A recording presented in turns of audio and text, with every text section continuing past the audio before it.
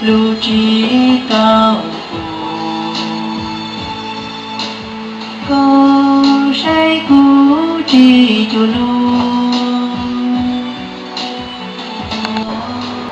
thế trong này thì cái tiên trà đang từ có tự do tự do là sẽ là cái mơ lần thứ thì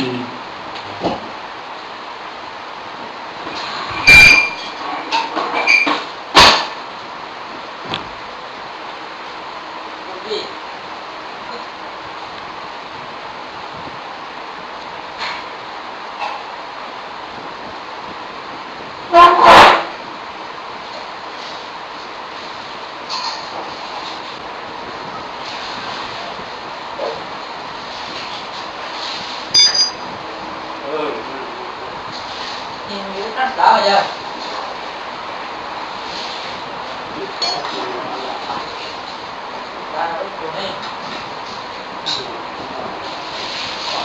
Mới tiền rồi đúng không? Tiền rồi giờ có hài mới tiền một xưa. À, mò to. Nó cái mò nó không mò rồi chưa? Rồi cả.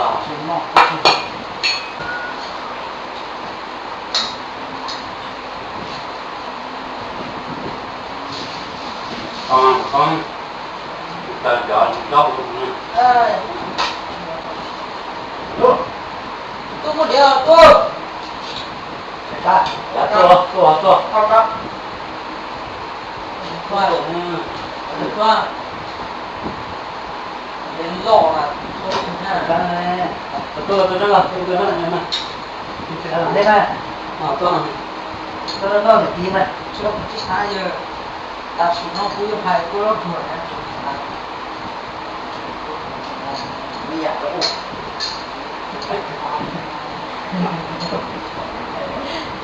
nó ngon rõ hơn có đâu đó nè nó cũng đây đó đến đây nè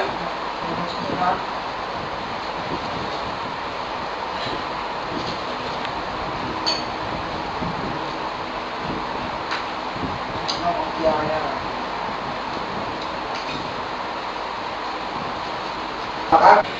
ra cái là cái kẹt tàu cái mà nghe mình biết rồi có chuyện gỗ không luôn đấy là có chuyện gỗ cái gì đây kìa cũng là chúng ta sẽ là gì hai đất xi ra thì bà sẽ cho hai đất xi này để toàn chỉ là cái này kinh nghiệm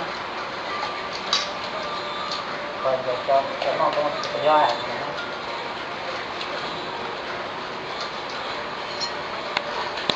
thì là mua chứ